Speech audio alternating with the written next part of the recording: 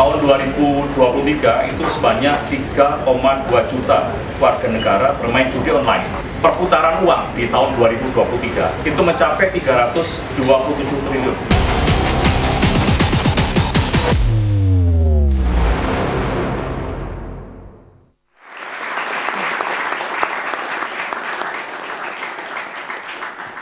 Halo, selamat malam pemirsa. Apa kabar Anda hari ini? Tampaknya sebagian dari Anda termasuk saya ini kabarnya tengah resah ya dan khawatir dengan maraknya judi online dan tingkat partisipasinya juga terus meningkat setiap tahunnya. Di 2023 ini seperti yang dikatakan Menko Polhukam, ada perputaran uang di judi online ini sebesar 327 triliun dengan penggunanya atau pemainnya ini ada 3,2 juta. Nah, per tahun ini di 2024 di kuartal pertama aja itu sudah mencapai 100 triliun nilai transaksi dari judi online ini. Nah, kalau kita asumsikan setiap kuartal dengan nominal yang sama, artinya bisa diperkirakan 2024 ini nantinya perputaran uang judi online ini bisa mencapai 400 triliun. Ini sekitar 25% peningkatan dibanding dengan 2023.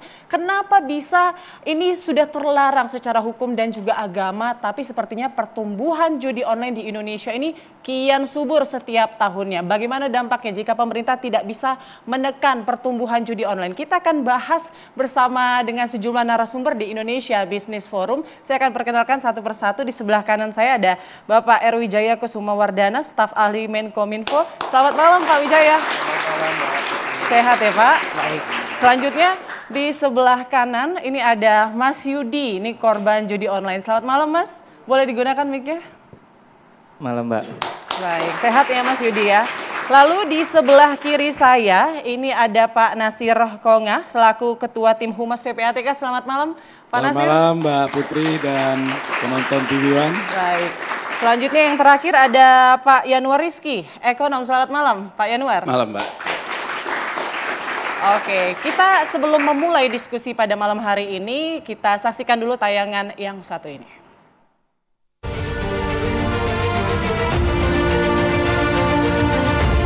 Judi online di tanah air semakin mengkhawatirkan.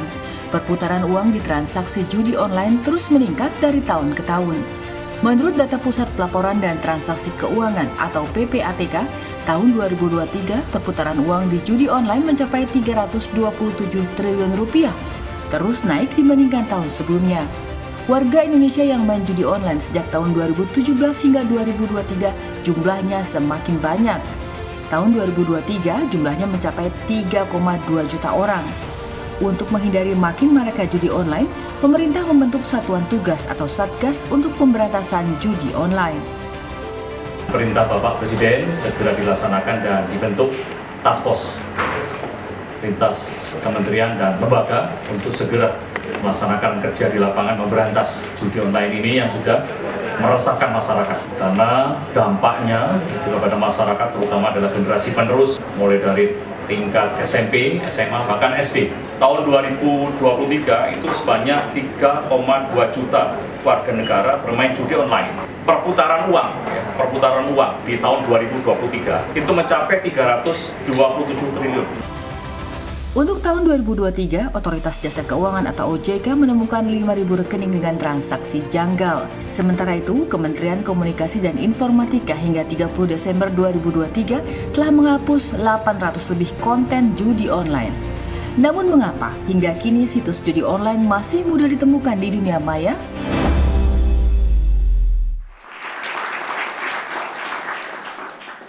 Ya, judi online nikmat membawa sengsara. Itu tema yang akan kita angkat pada malam hari ini. Saya mau pertama tanyakan dulu ke korban judi online, Mas Yudi. Ya, mungkin boleh diceritakan nikmatnya di mana sih, Mas, waktu awal-awal ikut judi online? Nikmatnya nggak ada, Mbak.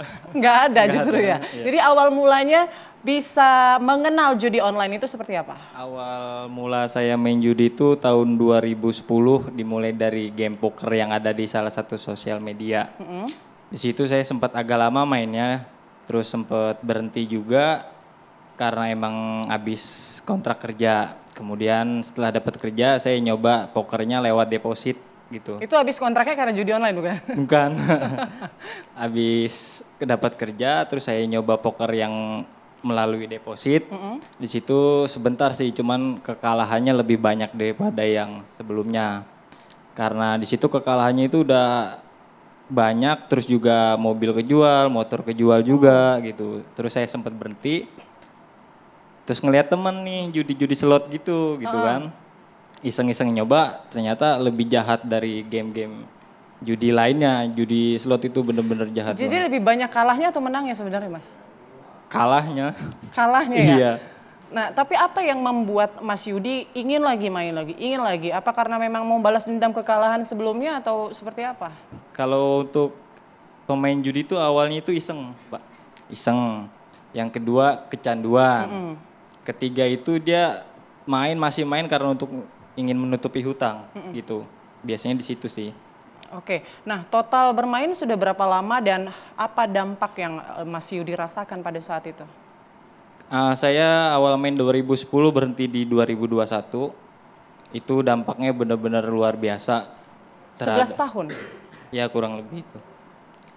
Dampaknya itu benar-benar luar biasa hebat. Kayak misalkan saya hampir 2 tahun itu makan mie telur. Ngutang? Iya, karena kan emang yang boleh ngutang di warung itu kan mie dan telur. Jadi bayar utang di warung, habis itu ngutang lagi. Karena kan emang tiap bulan gaji minus karena buat bayar utang. Pokoknya kalau main judi itu udah pasti terlilit utang. Udah pasti itu. Itu sampai ke pinjol-pinjol gitu Mas? Iya, saya pribadi 40 lebih pinjol. 40 lebih pinjol? Iya. Yang totalnya berapa itu? Banyak sekali loh ini.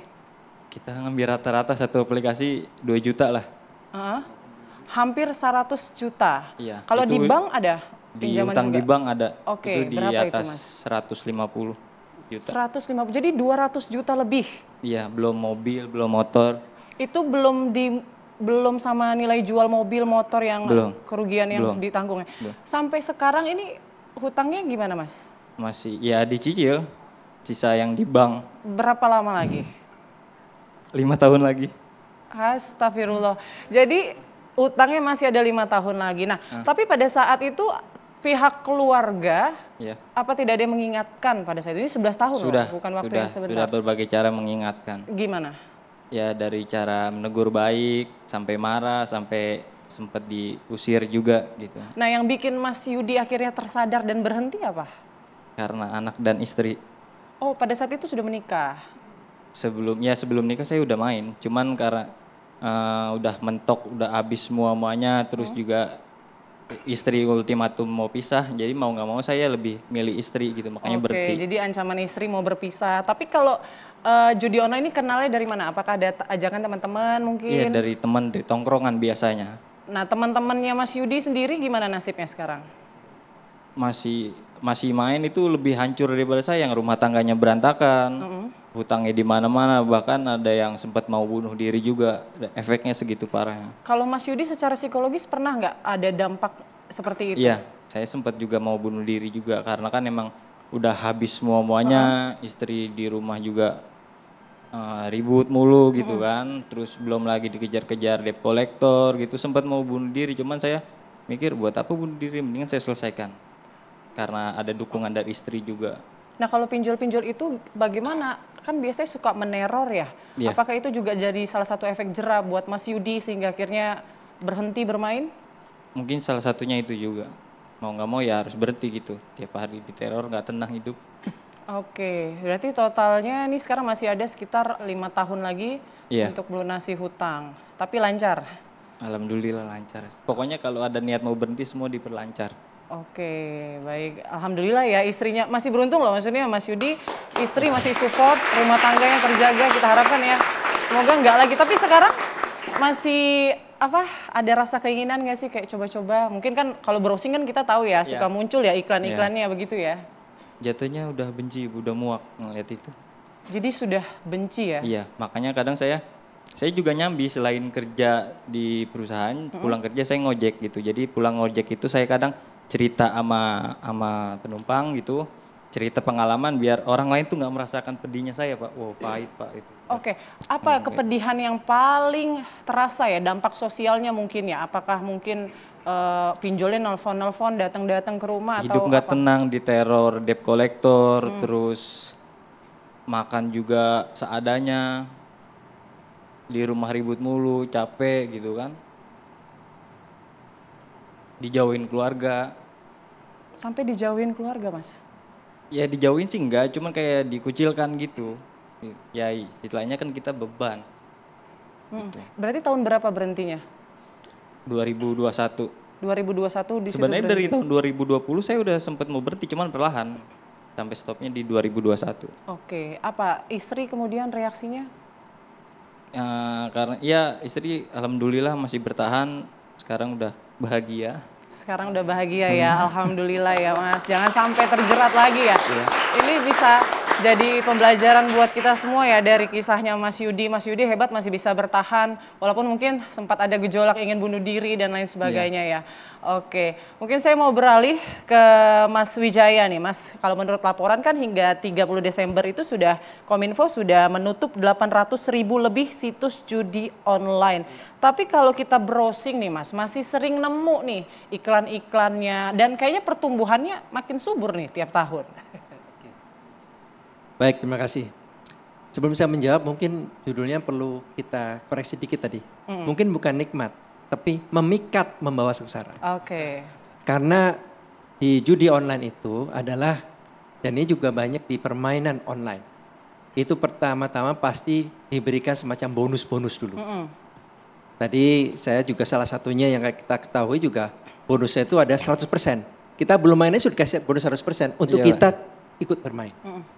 Dan ini sebetulnya lazim berlaku di berbagai semua permainan online. Bahkan kalau kita lihat social commerce ataupun banyak tawaran-tawaran transaksi digital itu pertama untuk menarik peminat itu diberikan tadi bonus-bonus. Nah, yang menariknya itu atau bukan menariknya, yang memang agak berbeda di tadi judi online itu pikatannya lebih besar.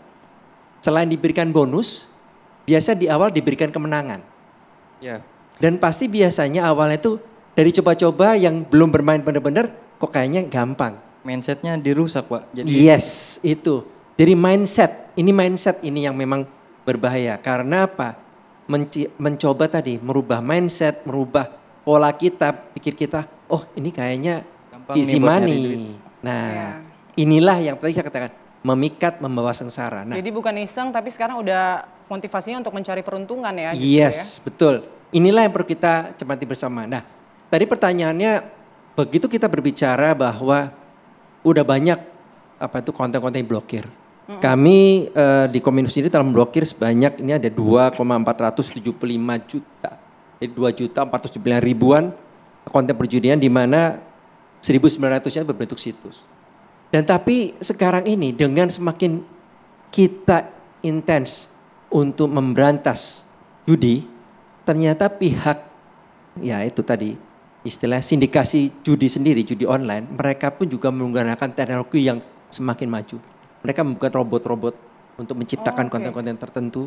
Dan konten ini pun juga mereka itu, ini saya pernah juga lihat, itu bisa ghosting di beberapa tadi aplikasi. Termasuk aplikasi yang mungkin kayaknya personel.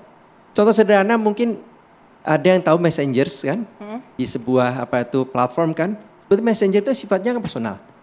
Tapi di dalam Messenger tersebut itu ada, biasanya suka ada disisipi ad, iklan. Iya. Dan saya menemukan sendiri, bisa pernah lihat, wah ada iklan di sini, saya coba lihat iklannya, maaf iklan satu produk lokal kita, kok ada, saya klik. Begitu dibuka, isinya adalah misalkan iklan produk sambal ya, kok ada produk sambal saya buka, sambalnya sambal slot apaan ini, saya buka ternyata tadi. Judi online. Judi online. Lah saya khawatir terinfiltrasi, saya refleks, saya tutup. Tapi saya ingat, wah saya buka lagi. Begitu saya cari-cari, nggak ada. Oke, kalau kayak gitu data kita langsung Tidak, karena kan dia memang nempel. Karena Oke. dimungkinkan karena nempel. Nah inilah, dan sekarang punya banyak juga nempel di beberapa situs-situs yang miliknya pemerintah. Khususnya juga di pendidikan, makanya tadi ada disebutkan pelajar itu kena. Nah inilah kita juga dorong, kami juga pernah bekerja sama dengan teman-teman di Kemendikbudristek juga, supaya ini kemudian sama-sama kita memberikan edukasi dan juga melakukan tadi pencegahan dengan edukasi hal ini. Oke, ada juga yang kemudian dijual di marketplace. Nah itu bagaimana bisa kemudian pengawasan Kominfo apakah lolos dari? Kalau dijual, kalau umpamanya yang judi itu kan kita dilarang. Bahkan di dalam Undang-Undang ITE ini pasal 27 ayat 2 itu sebutkan bahwa itu siapapun yang menjual tadi ketahuan transaksi judi online itu sudah dilarang dan dikenakan hukuman karena undang-undang. Oke. Jadi nggak mungkin dia akan menjual. Oke. Kecuali dia tadi disamarkan dalam bentuk produk lain. Baik, nah informasinya juga saat ini pemerintah sedang membentuk Satgas ya untuk pemberantasan judi online. Nanti kita akan bahas kapan akan dimulai Satgas ini, kemudian apakah nanti efektif pekerjaannya. Kita nantikan usai jeda, kami akan kembali sesaat lagi.